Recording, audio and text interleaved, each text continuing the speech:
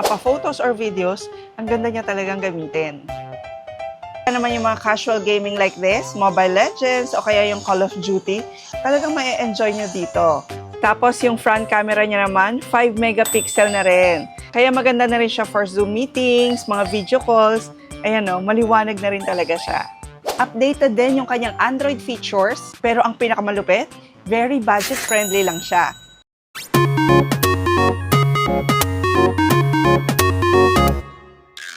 Welcome back to our channel mga ka-Best Finds. Isa na naman pang malakasang tablet ng Philips ang i-review natin ngayon para sa vlog na to.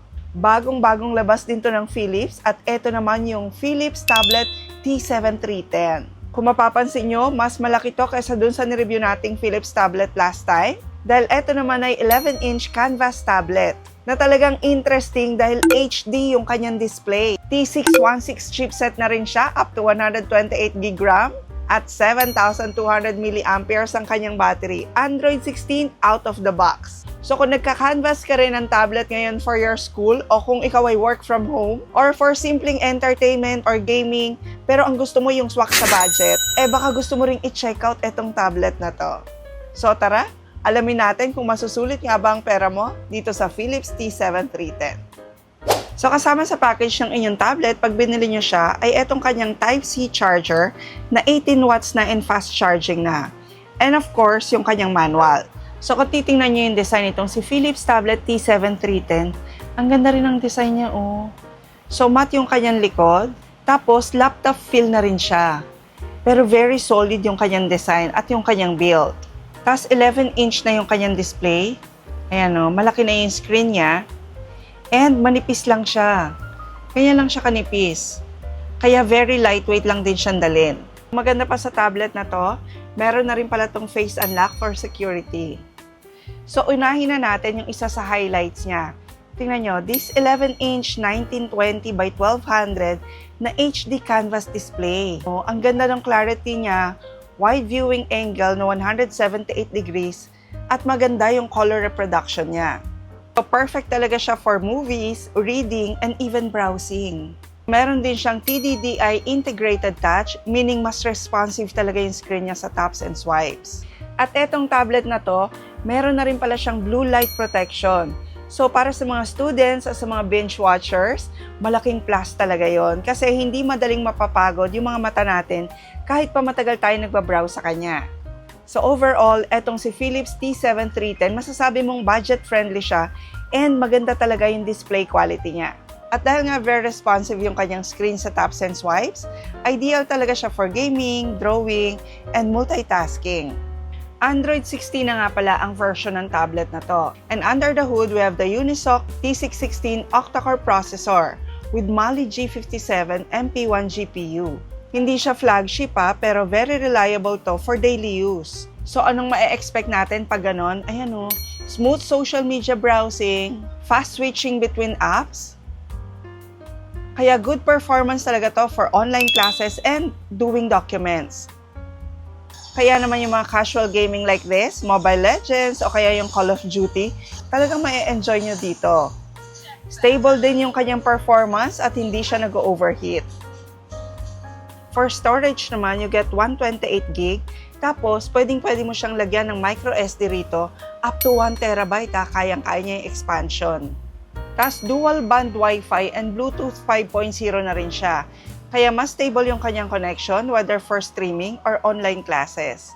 It also supports multiple global GPS system like Beidou, GPS, GLONASS, Galileo, plus AGPS, kaya naman accurate yung navigation. At dahil nga Android 16 na to, mas secured at optimized din yung kanyang performance. At ang nagustuhan ko pa rito, meron din siyang parental control for kids. So dito makikita nyo yung digital well-being tools. So kung gaano katagal yung ginagamit yung bawat app na naka-install sa inyong tablet.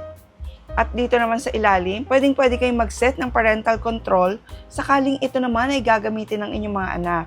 And pag setup nyo nitong tablet nyo, marami na rin siyang naka-built-in na apps katulad ng Google, YouTube at saka Gemini. At eto nga palang si Philips Tablet T7310, meron din siyang external stereo speakers. Kaya good for movies and music talaga siya. So, itry natin kung gaano kaganda yung kanyang speaker. Kunyari, ang gusto nila food truck, kasama na yung sasakyan na bibilin sa inyo. Yes. All in na yun. Oo, all in na yun. Pwedeng ganon, pwede rin kayo mag-provide ng sasakyan. Okay, ganun siya kalakas ha. Tingnan naman natin pag movies. David, you saved us. What would you do without me? Best lead us to David!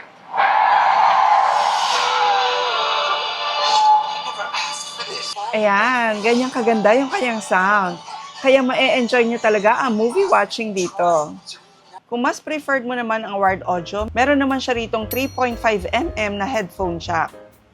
One of the strong points ng tablet na to ay yung kanyang 7,200 mAh na battery. And with the 18 watts USB fast charging, ang dali mo lang siyang ma-full charge and matagal siyang ma-drain. Kaya perfect talaga siya for movie watching and for online classes. Speaking of camera naman, 13 megapixel na yung kanyang rear camera. Tapos kung papansinin niyo, yung kanyang rear camera na 13 megapixel, meron na rin siyang autofocus. Ayan ang ganda na rin niya. Tapos yung front camera niya naman, 5 megapixel na rin. Kaya maganda na rin siya for Zoom meetings, mga video calls. Ayan maliwanag na rin talaga siya. Ang maganda pa dito sa Philips tablet, pumasa siya sa mga international brand quality control standards.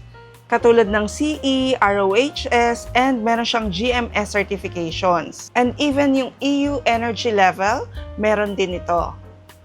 At dahil nga international standards yung pinasa niya, meaning safe siya, compliant, and compatible siya with most apps and accessories. Yung Gemini na pre-installed sa kanya, ito na yung parang ChatGPT.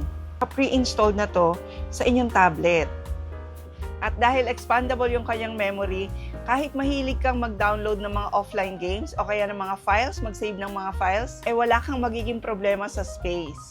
So overall mga ka-best finds, this 11-inch Philips tablet delivers solid performance. Tapos ang ganda pa ng kanyang display, mapa-photos or videos, ang ganda niya talagang gamitin. And long battery life. Updated din yung kanyang Android features, pero ang pinakamalupit, very budget-friendly lang siya. Kasi pwede nyo siyang mabili online at a very affordable price.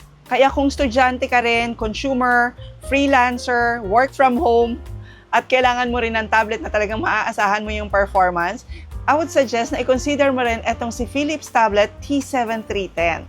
So kung nagustuhan mo ang video natin tungkol dito sa Philips tablet na bagong-bago in the market ngayon, please give this video a like and mag-comment ka ano namang gadget ang gusto mong i-review natin next time. I-share nyo na rin po and please don't forget to subscribe and hit the notification bell para marami pa po tayong mga best finds na ma-share sa inyo. And we'll see you again next vlog ka best finds. God bless!